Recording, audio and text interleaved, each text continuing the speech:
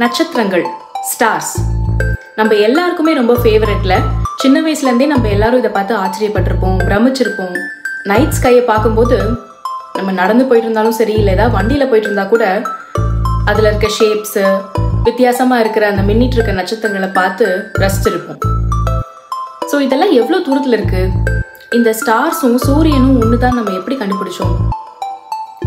எப்பயுமே இதெல்லாம் மின்னிட்டே தான் இருக்குமா, இல்லை இதுக்கும் ஏதாவது ஒரு முடிவு இருக்கா? இந்த ஸ்டார்ஸோட டிஸ்டன்ஸும் எங்கே அது இருக்கு அப்படிங்கிறதும் மாறிக்கிட்டே இருக்குமா, இல்லை நிலையானதா? சூரியனுக்கு நடுவில் என்ன நடக்குது? சூரியன்ல இருந்து வெளிச்சமும் வெப்பமும் நமக்கு எப்படி கிடைக்குது? மற்ற ஸ்டார்ஸ்லயும் இதே மாதிரி ஒரு கான்செப்ட் தான், சன்னு மாதிரி தான் அதுவும் அப்படின்றதுலாம் நம்ம எப்படி கண்டுபிடிச்சோம்? அவ்வளோ தூரத்தில் நடக்கிற ஒரு விஷயத்த நம்மளால எப்படி கண்டுபிடிக்க முடிஞ்சது? இந்த வீடியோ எக்ஸ்க்ளூசிவ்லி ஃபார் ஸ்டார்ஸ். ஒரு நட்சத்திர பயணம் போலாமா? வணக்கம் and welcome to space time. இது ஒரு நீண்ட விண்வெளி பயணம், விடைகளை தேடி.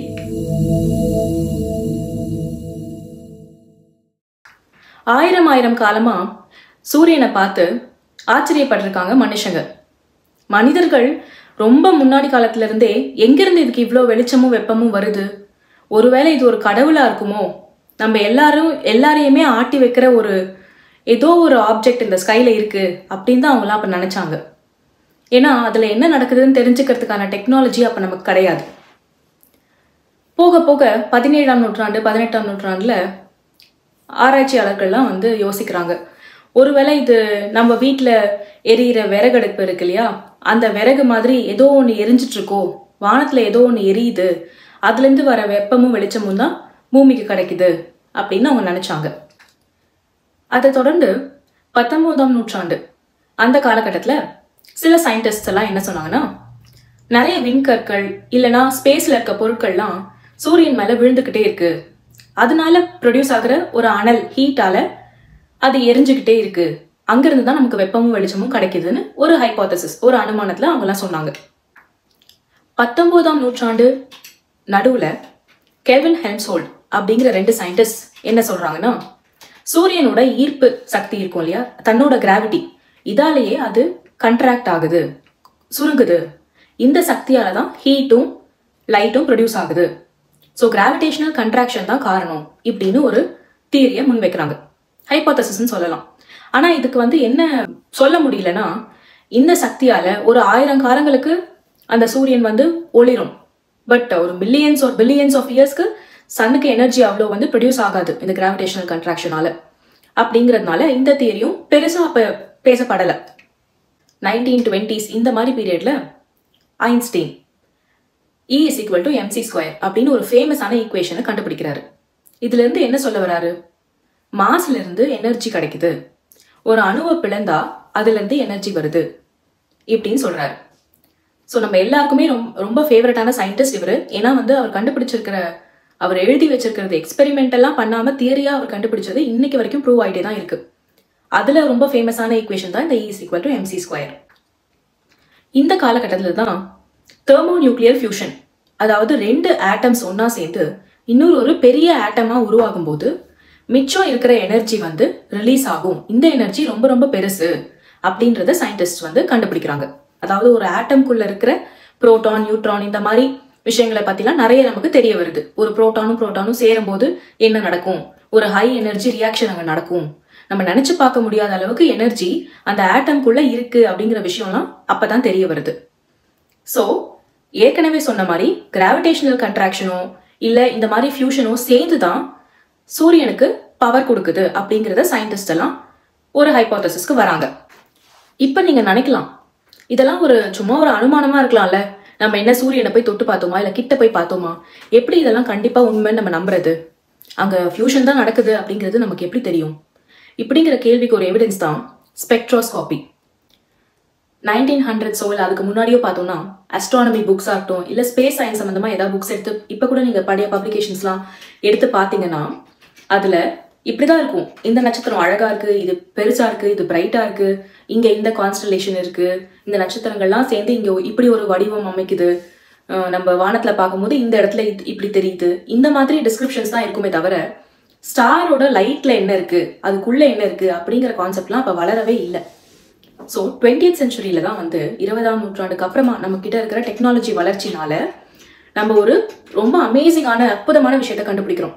அது என்னன்னா, சூரியனா இருக்கட்டும் இல்லை ஏதாவது ஒரு ஸ்டார், அதுலேருந்து வர வெளிச்சத்தை வச்சு அங்க என்னென்ன மாலிக்யூல்ஸ் ஆட்டம்ஸ்லாம் இருக்கு அப்படிங்கிறத நம்மளால சொல்ல முடியும். இது எவ்வளோ பெரிய விஷயம் இல்லை. சிம்பிளா தெரிஞ்சுக்கணும்னா, ஒரு ஆட்டம்குள்ள புரோட்டான் இருக்கும், நியூட்ரான் இருக்கும் மையத்துல, அதை சுத்தி எலக்ட்ரான்ஸ் இருக்கும். இந்த எலக்ட்ரான்ஸ் என்ன பண்ணும்னா, வெளிச்சம் லைட்ல இருந்து வர ஃபோட்டான்ஸ், லைட்னாலே ஃபோட்டான்ஸ் தான். ஸோ லைட்ல ஒரு லைட் வந்து எலக்ட்ரான் மேல விழுதுன்னா அந்த ஃபோட்டான்ஸை அது வாங்கிக்கும். வாங்கிக்கிட்டு அது எந்த படிக்கட்டுல இருக்கோ அந்த படிக்கட்டுல இருந்து மேலே ஏறி குதிக்கும். ஸோ இன்னொரு படிக்கட்டு மேலே போகும். அது போயிட்டு அங்கேயே இருக்காது, உடனே அது கீழே இறங்கிடும். அப்படி கீழே இறங்கும் போது திரும்ப அது எந்த அளவுக்கு எனர்ஜியோட மேலே போச்சோ அந்த எனர்ஜி டிஃபரன்ஸை வந்து வெளிச்சமா லைட்டா அது வெளியில அனுப்பும்.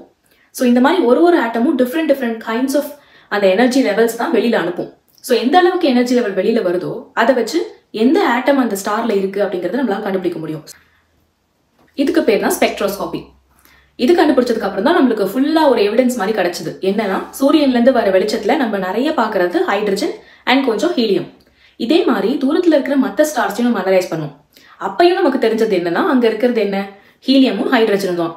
ஸோ மற்ற ஸ்டார்ஸும் நம்ம சூரியனை போலதான், பட் ரொம்ப தூரத்துல இருக்கிறதுனால தான் இதெல்லாம் ஒரு புள்ளியா நமக்கு தெரியுது. இப்ப நம்ம சூரியனை பார்க்கும்போது அது ஏற்கனவே ஒரு 5 பில்லியன் வருஷம் உயிரோட இருந்துடுச்சு, உருவாகி இவ்வளவு வருஷம் ஆயிடுச்சு. நம்மளால எப்படி அதோட பாஸ்ட பத்தி தெரிஞ்சுக்க முடியும்? அது எப்படி உருவாச்சுங்கிற விஷயம் நம்மளுக்கு எதை வச்சு நமக்கு தெரியும்? ரொம்ப கஷ்டம் இல்லையா? ஸோ நம்ம என்ன பண்றோம், ஸ்பேஸ்ல இருக்க மற்ற ஆப்ஜெக்ட்ஸ் எல்லாம் அனலைஸ் பண்றோம், நிறைய போட்டோஸ் எடுக்கிறோம், அங்க நடக்கிறதெல்லாம் பாக்குறோம். அதுல இருந்து நமக்கு என்ன தெரியுதுன்னா, இப்ப ஸ்டார்ஸுக்கு நடுவுல ஸ்பேஸ்ல என்ன இருக்கு, இந்த இடத்த இன்டர்ஸ்டெல்லார் மீடியம்னு சொல்லுவோம். இந்த இடத்துல பாத்தீங்கன்னா நிறைய கேஸ் அண்ட் டஸ்ட் தான் நிறைஞ்சிருக்கு. இந்த கேஸ் என்னன்னா 99% ஹைட்ரஜன் தான், அந்த 1% தான் மிச்சம் டஸ்ட்னு சொல்றோம். அந்த டஸ்ட்ங்கிறது ஒன்றும் இல்லை, ஐஸ் பார்ட்டிகல்ஸ் மாதிரி. ஸோ அதில் மோஸ்ட்லி எந்த மாதிரி ஐஸ் பார்ட்டிகல்ஸ் இருக்கும்னா, வாட்டர் ஐஸ், மீத்தேன் இல்லைனா அமோனியா, இந்த மாதிரி பார்ட்டிகல்ஸ் தான் இருக்கும். ஸோ மற்ற எலிமெண்ட்ஸ்லாம் வந்து ரொம்ப கம்மி தான். So mostly hydrogen and helium தான் ஸ்பேஸ்ல நிறைஞ்சிருக்கு. இதை நம்ம ஃபர்ஸ்ட் புரிஞ்சுக்கணும்.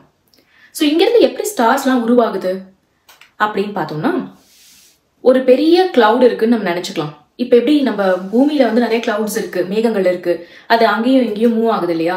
இதே மாதிரி ஸ்பேஸ்ல இருக்கிற டென்ஸான கிளவுட்ஸ் இதெல்லாம் என்ன பண்ணும்னா ஷிஃப்ட் ஆகும், அங்கங்க மாறும், மூவ் ஆகும். இல்லை ஸ்பேஸ்ல நடக்கிற ஏதாவது ஷாக்கிங்கான ஈவெண்ட்ஸ், ஒரு காமா ரேவோ இல்லை ரொம்ப ஹை எனர்ஜி ரேஸ்லாம் அதை ஹிட் பண்ணும்போது திடீர்னு இந்த கிளவுட்ஸ்லாம் வந்து கொலாப்ஸ் ஆகும். இப்போ நான் கிளவுடுன்னு சொன்னேன்ல, அது ஏதோ சின்னதாக நீங்கள் யோசிக்க கூடாது. அதோடைய நிறை எவ்வளோ இருக்கும்னா, நம்ம சூரியனை விட மில்லியன் கணக்கில் இருக்கும். அவ்வளோ பெரிய நிறை கொண்ட கிளவுட்ஸ் தான் இந்த ஸ்டார்ஸுக்கு நடுவில் இருக்கு. ஸோ திடீர்னு அதுங்கெல்லாம் ஏதோ ஒரு ஷாக் வேவ்னாலேயோ இல்லை ஏதாவது ஒரு தூண்டுதல்னால கொலாப்ஸ் ஆனால் என்ன ஆகும், அந்த இடத்துல ஒரு டென்ஸான ஒரு ஆப்ஜெக்ட் உருவாகும். சடன்லி ஒரு டென்சிட்டி இன்க்ரீஸ் ஆகும் சென்டர்ல. அப்படி இன்க்ரீஸ் ஆகும்போது அதுக்கு கிடைக்கிற எனர்ஜியால அது ஸ்பின் வேற ஆகும், சுத்த ஆரம்பிக்கும். அது சின்னதாக இன்னும் சுத்த ஆரம்பிக்கும். ஃபார் எக்ஸாம்பிள், இப்போ நம்ம ஒரு ஐஸ் ஸ்கேட்டிங் எல்லாம் பார்த்துருப்போம்.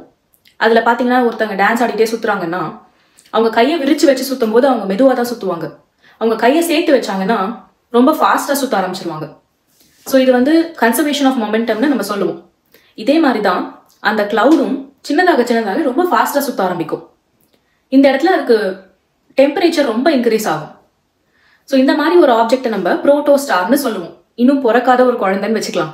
அதுக்கு எனர்ஜி இப்போ தன்னால கிரியேட் ஆகல, அது வெளியில இருந்து தான் எனர்ஜியை வாங்கிட்டு இருக்கு. குழந்தையா இருக்க இந்த ஸ்டாருக்கு டெம்பரேச்சர் வந்து இன்க்ரீஸ் ஆகிட்டே இருக்கும். எந்த அளவுக்குன்னா, ஒரு கட்டத்தில் அது 1 கோடி டிகிரி செல்சியஸ் அளவுக்கு போகும். அதாவது 10 மில்லியன் கெல்வின். இவ்வளோ டெம்பரேச்சர் அது அடைஞ்ச உடனே என்ன நடக்கும்னா, அது கிட்ட இருக்க ஹைட்ரஜன் எல்லாம் அது ஹீலியமா ஃபியூஸ் பண்ண ஆரம்பிக்கும். இது ஏன் நடக்குதுன்னா, கிராவிட்டி அப்படிங்கிற ஒன்று அதை சுருக்க ட்ரை பண்ணும். அது ரொம்ப நிறையுள்ள ஒரு ஆப்ஜெக்டா இப்போ இருக்கிறதுனால கிராவிட்டி ரொம்ப அதிகமாக இருக்கும். ஸோ அது கிராவிடேஷனல் ப்ரெஷர், அது மேலே அழுத்தம் வந்து ரொம்ப அதிகமாக இருக்கும். ஸோ அந்த அழுத்தத்தை தடுக்கிற விதமா இது ஹைட்ரஜனை ஹீலியமா ஃபியூஸ் பண்ணி அந்த எனர்ஜியை வச்சு நான் இன்னும் சுருங்க மாட்டேன் அப்படின்னு சொல்லிட்டு அந்த கிராவிடேஷனல் ப்ரெஷரை அது தடுக்க ட்ரை பண்ணும். ஸோ ஹைட்ரஜன்லாம் ஹீலியமா கன்வெர்ட் ஆக ஆரம்பிக்குது இல்லையா? இந்த இடத்துல தான் ஒரு ஸ்டார் பிறக்குது, அது உருவாகுது. ஒரு கிளவுடு கொலாப்ஸ் ஆகும்போது அது ஸ்டாராக மாறணும்னா அட்லீஸ்ட் அதுக்கிட்ட 0.075 times mass of the sun. சூரியனோட எடையில 0.075 டைம்ஸாவது அதுக்கு எடை இருக்கணும். அப்பதான் அது ஒரு ஸ்டாராக மாறும். இல்லைனா அது ஒரு பிரவுன் டுவார்ஃபாவோ இல்லை பிளானட்டாவோ தான் இருக்கும். இப்போ நான் எப்படி ஒரு லோவர் லிமிட் சொன்னேன், அதே மாதிரி ஒரு அப்பர் லிமிட்டும் இருக்கு. அதாவது சூரியனை விட 100 அல்லது 200 மடங்கு பெரிய எடை கொண்ட ஒரு கிளவுடா இருந்தாலுமே அது ஸ்டாரா மாறும். அந்த அளவு வரைக்கும் பெரிய ஸ்டார்ஸ் இருக்க முடியும். ஒருவேளை அதுக்கு மேல போனா என்ன ஆகும்னு கேட்டீங்கன்னா அது வெடிச்சு சிதறிடும். அது வந்து ஸ்டேபிளாவே இருக்காது. பட் மோஸ்ட்லி அந்த மாதிரி சுச்சுவேஷன்ஸ்ல மல்டிபிள் ஸ்டார்ஸ் கூட ஃபார்ம் ஆகும். ஒரே கிளவுட்ல இருந்து பாத்தீங்கன்னா நிறைய ஸ்டார்ஸ் ஒரே டைம்ல ஃபார்ம் ஆகும். ஒரு ஸ்டார் தான் வரும் அப்படிங்கிறது கிடையாது. மோஸ்ட்லி கிளஸ்டர்ஸா தான் இருக்கும் இந்த ஸ்டார்ஸ்லாம் பார்க்கும்போது. சூரியனும் மற்ற நட்சத்திரங்களும் எப்படி உருவாகுது அப்படிங்கிறத பத்தி நம்ம இப்ப பேசணும். அதுக்குள்ள எனர்ஜி எங்கிருந்து கிடைக்குது இதெல்லாம் நம்ம தெரிஞ்சுக்கிட்டோம். ஸோ இதே மாதிரி தான் அதுக்கு எப்பயுமே எனர்ஜி இருக்குமா அப்படின்னு கேட்டா இல்லை. அதுக்கிட்ட இருக்க ஹைட்ரஜன் தீந்து போனதுக்கு அப்புறம் அது ஹீலியமா மாறும். அதுக்கப்புறம் ஒரு ஸ்டாரோட எடையை பொறுத்து வேற எலிமெண்ட்ஸும் அந்த ஸ்டாரோட சென்டர்ல வந்து உருவாகும். ஸோ இதெல்லாம் நடந்துட்டே இருக்கும்போது ஒரு கட்டத்துல அது வெடிச்சு செதறிடும். எப்பனா அதுக்கு மேல ஆட்டம்ஸே இல்லை, புதுசா ஃபியூஸ் பண்ணி நியூ எலிமெண்ட்ஸ் கிரியேட் பண்ண முடியாதுன்ற சுச்சுவேஷன் வரும்போது வெடிச்சு செதறிடும். இதை தான் சூப்பர்னோவா எக்ஸ்ப்ளோஷன்னு சொல்றோம். ஸோ இதை பத்தின டீடைல்ஸ் அண்ட் அது என்ன மாதிரி ஆப்ஜெக்ட்ஸா ஃபார்ம் ஆகும் இது எல்லாமே நம்ம அடுத்த வீடியோல பார்க்கலாம். ஸோ ஒரு ஸ்டார் சூப்பர்னோவாவா வெடிச்சு செதறினதுக்கு அப்புறமா அதுகிட்ட இருக்கிற அது உருவாக்கி வச்ச எலிமெண்ட்ஸ் எல்லாமே வந்து திரும்பவும் அந்த கிளவுடுக்கே போய் சேர்ந்துரும். நம்ம ஸ்டார்ஸுக்கு நடுவில் இன்டர்ஸ்டெல்லார் மீடியம் இருக்குன்னு சொன்னோம் இல்லையா, அங்க இருக்க கேஸ் அண்ட் டஸ்ட் கூட மறுபடியும் இதெல்லாம் சேர்ந்து கலந்துரும். இப்ப எப்படி பூமியில உயிர் உருவானா இந்த உயிர் மறுபடியும் மண்ணுக்கே போய் சேர்ந்து மண்ணுக்கு திரும்பியும் உரமாகுது, அங்கிருந்து புது உயிர்கள் உருவாகுது. இதே மாதிரி தான் வெடிச்சு செதறின இந்த ஸ்டார்ஸோடைய எலிமெண்ட்ஸ்ல இருந்து புது ஸ்டார்ஸ் திரும்ப உருவாகும். இந்த இடத்துல நான் ஒரு கேள்வி கேட்கிறேன் உங்ககிட்ட. டிஃப்ரெண்ட் டைப்ஸ் ஆஃப் ஸ்டார்ஸ் பத்தி நம்ம பேசணும். ஒரு ஸ்டாருக்கும் டிஃப்ரெண்டான வேற எடைகள் இருக்கும்னு நம்ம பேசணும். இப்போ இந்த மாதிரி உருவாகிற எல்லா ஸ்டார்ஸுக்குமே பிளானட்ஸ் இருக்க வாய்ப்பு இருக்கா? அப்படி பிளானட்ஸ் இருந்தா அங்க உயிர்கள் இருக்க வாய்ப்பு இருக்கா? இதை பத்தி யோசிச்சு பாருங்க. தெரிஞ்சா கமெண்ட்ஸ்ல சொல்லுங்க. ஸ்டார்ஸை பத்தி தெரிஞ்சுக்கிறதுக்கு இன்னும் நிறைய விஷயம் இருக்கு. So stay curious and keep exploring with me. This is Saranya and இது நம்ம ஸ்பேஸ் டைம்.